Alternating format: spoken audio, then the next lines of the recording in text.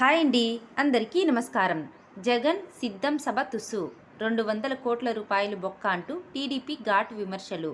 వీడియోలోకి వెళ్ళబోయే ముందు ఫస్ట్ టైం మన ఛానల్ని చూస్తున్నట్లయితే ప్లీజ్ సబ్స్క్రైబ్ చేసుకోండి.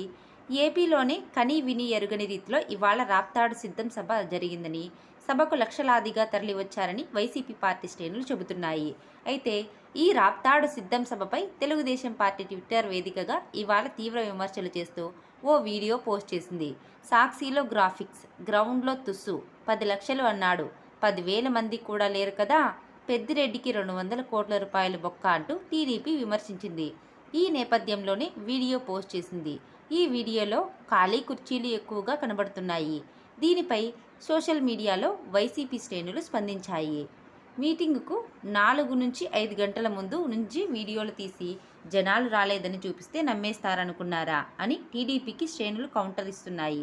అయితే ఈ రాప్తాడు సభలో సీఎం జగన్ టీడీపీ జనసేన పార్టీలకు కౌంటర్ ఇచ్చారు. ఫ్యాన్ ఇంట్లోనే ఉండాలని, సైకిల్ బయట ఉండాలని, గ్లాసు సింక్లో ఉండాలని ఆయన ఆ పార్టీలను తీవ్ర విమర్శలు చేశారు.